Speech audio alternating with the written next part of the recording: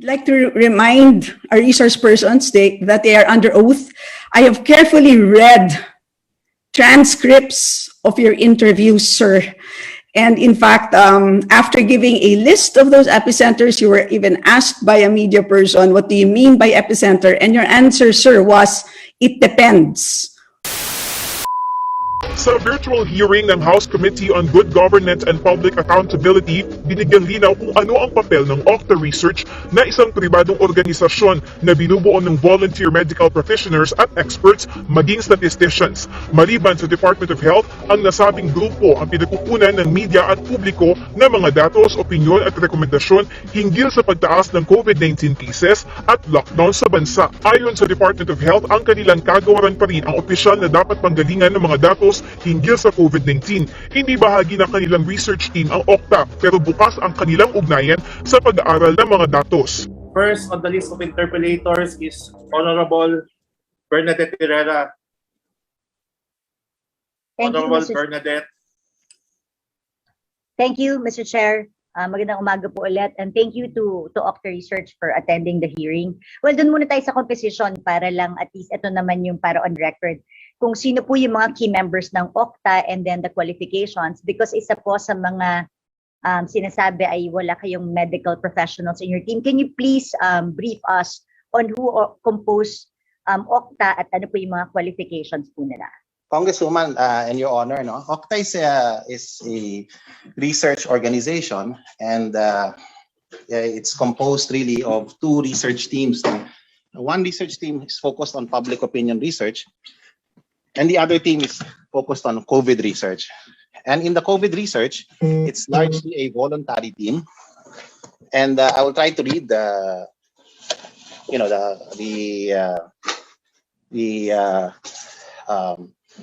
membership, no, as of the moment, no. In our team, we are composed of social scientists, natural scientists, and a few doctors po. And so at the moment, is it possible that I can submit to the committee and to if this will suffice for Congresswoman Herrera, the CVs of our own fellows, no, our volunteer scientists who are part of the Octa Research. Mr. Chair, through you, meron po ba silang epidemiologist in their team? Yes, Mr. Chair, we used to have working with us as an epidemiologist for most of the almost 16 months that Octa has been in existence as a group, as a research group. I should say about a year, 12 months that Octa has been in existence. Dr. Troy Hepte, but he has moved to the WHO now. But he continues to be a friend of Octa, and we seek advice from him. We have a epidemiologist also, a clinical epidemiologist in Dr. Regina Berba from the UPPGH. And we have infectious disease experts, no? Dr. Benjamin Ko from UST Pediatrics. We have Franco Felizarta, who's also an infectious disease expert based in the United States. And this form part of our team, together with Dr. Nicanor Austriaco, who is a visiting professor at the University of Santo Tomas, and is a full-time professor also at the Providence College in the United States. So this constitutes our small team of volunteer scientists focusing on COVID. But we also have other doctors, practicing doctors who are part of our team. One is Dr. Michael T. Of the UPPGH, and of course Dr. Brian Lim, who is a frontliner practicing doctor in Cebu. Okay. Apart from that, Yeah, thank you. Sige, submit na lang po ng Octa para makita natin. Siguro yung question ko na lang, why didn't we hear any of these experts on their press releases during the past several months para medyo kahit paano nakampante naman po kami, kasi wala po kaming naririnig na ibang pangalan kundi si Professor Guido, si Professor Rai, and then I think another doctor from UST. So parang kahit sa website nyo, we didn't see these characters or these members of Octa in your website. Why is that so? Okay, Madam, that's practically a problem of administrative, administration also in Octa. We're in the process of updating our website. But on the other hand, on the internet, Congresswoman Herrera, Your Honor, we have full press releases, of at least 1 or 2 hours long. We have, I think, 4 or 5 of them already, where we introduce many of our own experts already. They're already there. It's on the internet, and these are our official media engagements, webinars, where we inform the media about our own findings and our studies. And in those webinars and webicons, the people speaking are also the other members of the Octa Research, the other experts in Octa Research. It just so happens in the media more often than not, questions, projections. Yeah. So that's why Professor David is always there. Yeah. Mr. Chair, when you say kasama nyo sa Octa, kasama nyo po ba silang nagre-research at kasama nyo silang nagpo-project? And when we ask them, they will answer na yes, kasama nyo sila, and they will, i-corroborate nila lahat ng nirelease nyo as coming from them? Yes, ma'am. I think we work as a team. Before we release a report and before we release projections, it goes through our group, and we have a lengthy discussion about this. And while the projections are done by the group of Professor David, it is presented to our team as a report to our team, and then we have a discussion about this, a significant discussion. We normally report at the end of the week, normally on Fridays, and if the situation is calls for more reports, we release more than 1 report a week, but normally we do this weekly, and it goes through the discussion in our group. So this is how we work as a group po. Sorry, Mr. Chair, kasi habang nagsasalita ka, marami yung nagte-text na no, they're not part of Octa, yung mga nabanggit po na ibang mga pangalan. So maybe kailangan po nating alamin mabuti yon. Siguro kakausapin muna natin yung nagte-text na they're not part of Octa para lang ma-clear po natin ang issue na yan. Is it true that you have a Viber group that you post there kung ano yung research nyo? Ngayon, pag walang nag-object, then you release it already and you take it as if all those members in your Viber group agree to what you're saying. That was the report that came to me na may Viber group daw kasi kayo of doctors and all that. So pag nag-post kayo ng research nyo, walang nag-comment, tinitake nyo na yun as everybody's okay with it. Totoo po ba yun? Now, we have a messenger group, Your Honor. Or messenger. Yeah, a messenger group. And yes, this is not just one of the modes of communicating at this time. We also send the reports via email, and the membership who are actively involved will also edit the report.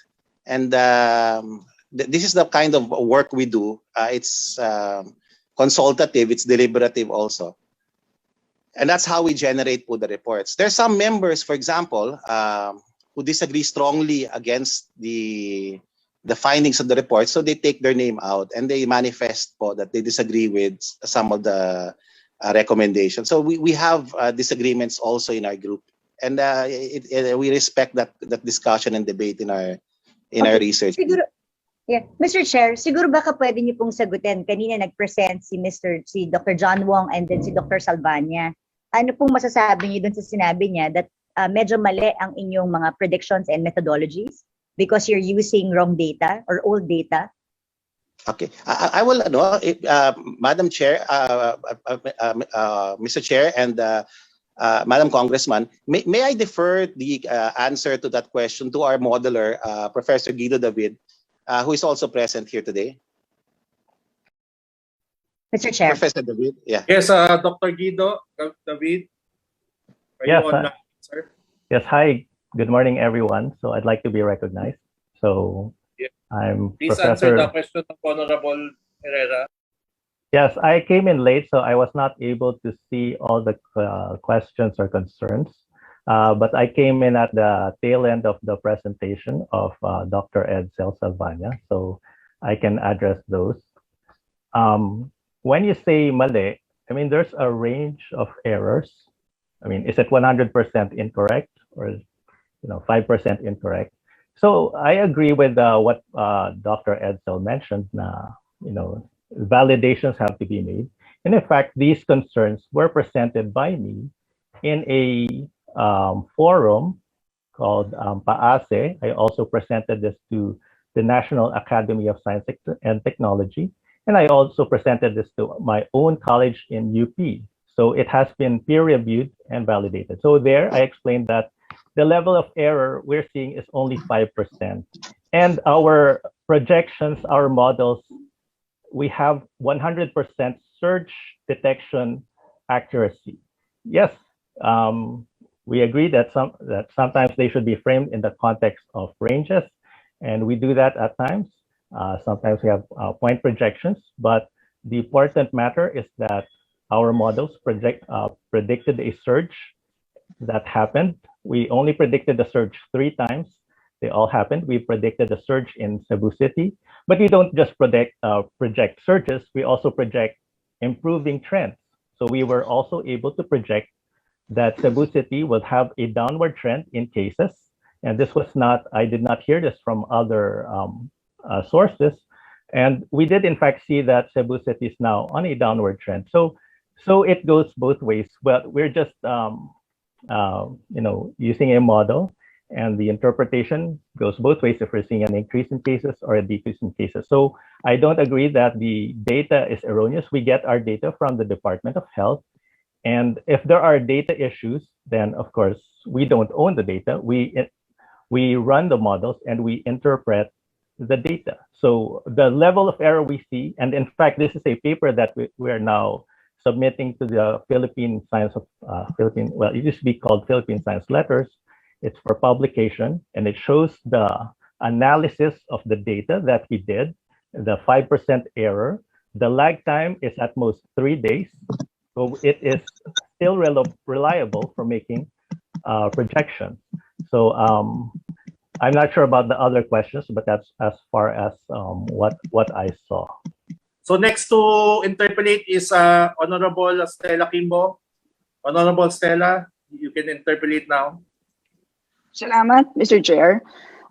Professor Rai, so kayo po ang head ng Octa, tama po?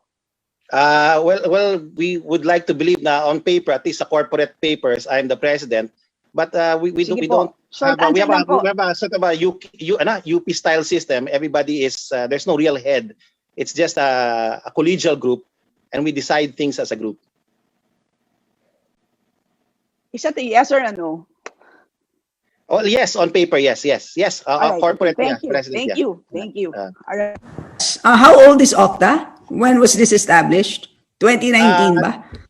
Yeah, 2019 yung corporation, but we became only operational in September last year, sir. Yes, last year, ma'am. All right. Tama ba yung observation ko na even as you said that there are 2 parts of Octa, the public opinion team and the COVID research team. Tama ba yung observation ko na sa totoo lang sumikat ang Octa dahil sa COVID research? Well, I don't know kung sumikat pa, no? Pero yeah, I think people recognized us more for the COVID research. Yeah. Right, thank you. Pero dun sa paliwanag niyo rin po, itong COVID research arm ay voluntary. Tama po? Opo. Yeah, Yes, in other words, wala po silang sweldo mula sa Octa. Wala po. Oh, yes, Your Honor. So, tumanggap po ba ng pondo mula sa gobyerno through Bayanihan 2 ang Octa? To answer that officially, wala po. Wala po kaming natanggap na Bayanihan funds as a group, a private group called Octa. Wala po kaming relationship with the University of the Philippines. Wala po kami natanggap na Bayanihan funds po. So, Professor Rai, nung tinanong kita noong August 26, 2020 sa Committee on Metro Manila Development hearing, tinanong ko, tumanggap po ba kayo ng funds from Bayanihan 2? And you said yes. So, what are you saying? Are you, I was replying as an employee of the University of the Philippines at that time, ma'am. please explain. So, as an employee, yes? Projects. As an Yeah, employee, as UP, yes? of UP po. UP po ang nakatanggap po. Okay, how about you personally? Explain ko lang po. Did you receive funds from this 15 million na nilodge sa UP? You Personally, yes. Yes. Yeah. So as a research grant po, mayroon kaming research grants. Nag-apply Oh, po yes. kami. Oh. No, ikaw. Yes. As Pero Ranjit po sa Octa po, ma'am, as Ranjit Raida, assistant professor po. Raida, assistant professor, received funds from Bayanihan. Yeah. For what purpose? Well, we are doing research on the effects of COVID-19. My area of research is in the look at the state, how state institutions have addressed the effects of COVID-19, and my research will be focused on Korea and the Philippines po. So a And- comparative study of institutional response. And this research is part of Octa's COVID research group. No, ma'am. This is I have a separate contract po with the University of the Philippines. Yes, but you are Ranjit Rai, head of Octa. You receive funds to do COVID research, but you are denying that you have received Bayanihan 2 funds. Madam Chair, as UP employees po, we are open to apply for funds. I know you know this as a faculty member, former faculty member also. And so we applied for that, ma'am. Okay. But Octa is a separate entity po from UP, and we do not, Thank you. Professor Guido, may I ask you if you also received funds from UP, which ultimately came from Bayanihan 2? As a UP professor, well, the funds were downloaded to University of the Philippines. And to be honest, Madam, we're not really at liberty to discuss the specifics because this has to go through UP. So when I asked the University of the Philippines officials, what they said was, I don't have clearance to talk about the specifics of the funding that was transferred, but this is accounted for by the University of the Philippines. So, Mr. Chair, may we ask UP, Dr. Pernia? Dr. Pernia, Vice President for Public Affairs.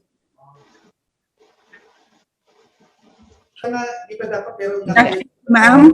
Babayad yun. Good afternoon, Dr. Pernia. Can you confirm that UP received 15 million from Bayanihan 2? I'm sorry. May I refer the question to President Danny Concepcion? This is about the receipt of the 15 million, President, of the from Congress. Anong 15 million doon? How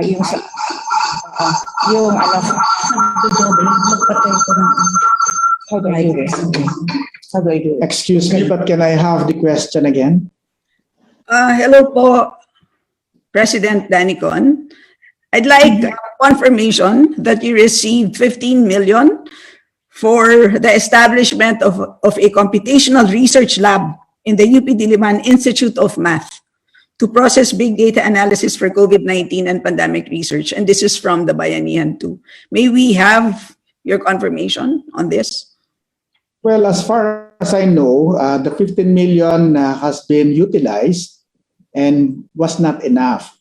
But if you want us to give you a detailed accounting of how we spent it, I'm sorry, I don't have it now with me, but I can send it to your office, Congresswoman Kimbo. Mr. Chair, can the President briefly describe how you disperse the funds? Ma'am Stella, some admin matters before we proceed. Comsec, can you ask the resource persons to take their oath? Can you administer the oath? Because it's getting serious already. May I ask our resource person to Please raise your right hand. Do you swear to tell the truth, the whole truth, and nothing but the truth before these congressional inquiries to help you God? Yes. Yes, I swear. Thank you. Please proceed. So, Mr. Chair, may we ask President Danicon how they disperse the funds? Kung sino-sino po ang nakatanggap, paano po pinili ang mga beneficiaries ng 15M? Kung nakatanggap po sila Rancho Try, sila Professor Guido, nakatanggap po sila. Ano po ang Yung po kasing Octa ay hindi naman po UP system. It's not part of UP system. Yeah. Nasabi na natin. So if you are asking us if part of the funds given to UP went to Octa, ang sagot po doon hindi. Kasi hindi naman po kaparte ng UP ang Octa. Mr. Chair, hindi po yun yung tanong ko. Pasensya na po, Pres Danny. Tanong ko po is, paano ninyo pinili ang... Ang sinasabi ko po sa inyo ay hindi ko alam ngayon kung ano yung nangyari at hindi ko po masasagot because I don't have the data with me now. But if you want me to give you a complete answer to your query, I can give it to you later. Sige po, pero lumalabas sa ngayon, ang mga Octa individuals na nasa UP din po ay nakatanggap ng research grant galing sa Bayanihan 2. So yan po ngayon ang mukhang lumalabas, and of course we would appreciate any information. So kung gusto natin malaman, sino-sino po dito sa Octa affiliated individuals ang nakatanggap po ng last Sige po. I will confer with our Vice President for Academic Affairs, which also handles research. And Kung meron po silang kung ano po yung data na available doon. more important, Hindi ko po kasi masasagot ngayon yung tanong po ninyo. and more importantly, apart from the data, Pres Danicon, is yung process. Sino-sino ang nakakapag-recommenda? Kung sino ang tatanggap mula sa 50? Sino-sino ang individuals na meron mga recommendations na written? Yes, ma'am. Galing po. Okay. Yes, ma'am. And may I go back to Professor Rai, Mr. Chair? Professor Rai, last July 27, can you confirm that you said in a PTV public briefing that, and I quote, right now, it's official, we are in a surge dito sa National Capital Region. Can you confirm that you gave this statement, Professor Rai? Yes, Your Honor, I did. Okay. What is your basis for your authority in making this official statement? Bakit po natin nasabi na officially we are in surge? Ano po? Madam Congressman, the interview is uploaded on the internet, and it was very clear that I clarified there that it was a statement as Octa, as a fellow of Octa Research. And what we wanted to emphasize was the urgency, and it did turn out to be a surge, a very, very serious one. Number two, we wanted to formalize our position at that point because we were already seeing the changes 2 weeks earlier, and that we wanted to say that this was something serious and that we needed to look into it. Mr. Chair, official is not the same as serious. Pag sinabing official, ibig sabihin nun may authorization from the government. Pwede ba natin alamin sa DOH kung nagbigay po ba kayo ng authorization sa Octa kay Professor Rai na magsabi po na we are in surge? Madam Chair. DOH kay Dr. Althea Bicosman. Thank you po, Mr. Chair. Siguro po akong two things po, no? At the Department of Health, we clarified that we don't want to use the term surge. it has different meanings, and we want to be able to better quantify. And that is why the Department of Health, when we do present our data, whenever we see increases, we quantify gaano ba kalaki, ano po yung growth rate. And then ikalawa, we present attack rate so that we see what's the coverage po. So yun po yung problema actually, Mr. Chair, no? Kasi sa ngayon po, tila nagmumukhang official oracle ang Octa na hindi naman pala dapat, no? So yan ang ating kailangang talakayin today. But anyway, let me move on to my next question. Tama po ba, Professor Guido, that about a few weeks ago, I think sometime in June, you gave some pronouncements as to which cities in the country are so-called epicenters. So halimbawa po, you started with Davao City and Western Visayas, and then subsequently you came up with another list of epicenters, including Quezon City, Manila, Makati, Pasig, Taguig, Las Piñas, Parañaque, Valenzuela, Muntinlupa, Mandaluyong, Caloocan, Marikina, and San Juan. Can you confirm that pronouncement? I don't remember, Your Honor, but I do remember, I don't remember specifically because we published several reports. Yung regarding LGUs in the NCR, I don't remember, but I sincerely doubt that we call them epicenters. We never called local governments epicenter. We may have called the National Capital Region as an epicenter in the past. We may have called Cebu City as an epicenter in the past. And this was also used by the Department of Health. They have called the National Capital Region as an epicenter in the past. I think this has been documented. Mr. Chair, I'd like to remind our resource persons that they are under oath. I have carefully read transcripts of your interviews, sir.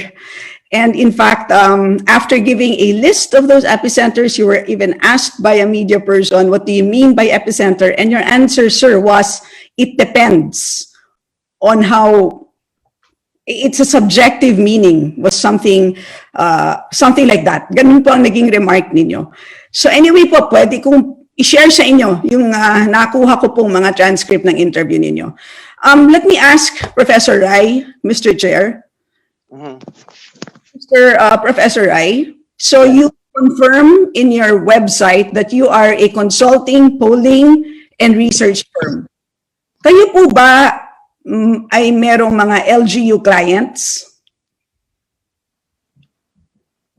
Sa ngayon po, wala kaming client na nagbabayad po. Meron kami marami kami tinutulungan informally. May ilan kami tinutulungan pala informally. Yun po ang aming sitwasyon ngayon. So, on one hand, meron kayong listahan ng epicenter na ibig sabihin, kasi pag sinabi mong epicenter, ibig sabihin may problema na dito sa syudad na to, no? Ibig sabihin, at mabigat ang ganong statement kasi yung mga negosyante dun sa mga cities na yon, syempre kakabahan ang mga ordinary na citizens dun sa mga cities na so-called epicenter. Halimbawa, kung magpapakasal next week sa Cebu City, pero nginalanan na epicenter, baka lumipat ka na lang ng ibang syudad, di ba? Para naman matuloy ang yung kasal. So mabigat, no? On one hand, pag nagsasabi po kayo kung anong cities ang epicenter, but then on the other hand, sabi nyo, tumutulong din kayo sa LGUs. Napanood ko po si Father Austriaco sa isang interview, I think that was in Channel 5. Tinanong po siya kung nakatanggap kayo ng public funds. Ang sabi niya, ang mga taga-UP nakatanggap, pero siya dahil taga-UST ay hindi. At nasabi din po niya na merong allowances na natanggap mula sa Quezon City. Quezon City. Last question, for the second round na lang after that question. Just wrap this up po, Mr. Chair. Clarify ko lang po, hindi niya natanggap. Let me just finish, Mr. Chair, bago ka pwedeng sumagot. So, Mr. Chair, ang problema ko dito kasi is, kumbaga po, yung sa teacher, kung yung teacher nagbibigay ng listahan ng mga estudyanteng malapit ng bumagsak, pero yung teacher din na yun po, ay nagbibigay po ng tutoring services doon sa mga estudyanteng lumagpak. Para sa akin po, medyo may kamalian yung sistema. Kaya yan ang gusto kong alamin, di ba? Kung on one hand, nagbibigay ng listahan ng cities na epicenters, but on the other hand, ay tumatanggap ng mga allowances mula sa iba't ibang mga cities on the pretext na ang Octa mismo ang magbibigay ng guidance sa mga cities na to kung paano nila pwedeng makontrol ang kanilang COVID situation. Hindi po ba, Mr. Chair, merong kamalian dito? Hindi kaya't merong posibleng conflict of interest? Yan po ang gusto kong marinig, no, mula sa kay Professor Rai, kung if he has any comment on this. I'm Father Nicanor Austriaco. I'm actually a fellow of Octa as well. And I'm currently in the United States. I received a text about 30 minutes ago saying that I had to appear before this probe in the Philippines. Okay, please respond to the question propounded by Congresswoman Stella Kimbo. So thank you very much, Congresswoman Stella. I am going to speak as a Filipino-American who also does data analysis for Octa. One of the things that is we must keep in mind here, Congresswoman Stella, is that the numbers tell you everything, right? So, so you are an economist, ma'am. Mr. Chair, I have a very specific question about conflict of interest. Yeah, so I will later on, Father, I promise you, I'll ask you questions on the methods later, and I would love to have a conversation with you, as we had in other fora. So I will ask you later on, sir. But for now, I'd like to ask Professor Rai, who I believe is back, about these engagements. Yes, Professor. Sorry po, naputol po yung, sorry, Your Honor, naputol po yung internet natin. Opo. Okay, yung statement ni Father Nick po, ay klinaro niya naman sa subsequent interviews niya na galing ho sa Octa yon, hindi ho galing sa Quezon City ho. Wala ho kami natatanggap po sa Quezon City na bayad po. Ay free ho ang aming service po doon at public service lang po yon sa Quezon City. So, if they can verify that, ma'am, you can ask them to come and verify. So ang tanong, pwede niyo pong ngalanin sa amin kung sino-sino po ang mga tinutulungan ninyo? Well, officially, Quezon City lang po. Yung iba po, informal lang. Tatanong sila, ano bang pwedeng gawin. So, hindi ho siguro fair kung sasabihin pa namin yung mga pangalan nila. Dahil hindi naman talaga, wala kaming official na relationship sa kaila. Marami hong tumatawag po, nagsisik ng advice. Ano ba ang pwedeng gawin? And these are mostly local government officials who are looking at the situation in their places. And looking at how, for example, what the forecast will be, how they think the hospitals will be filled up.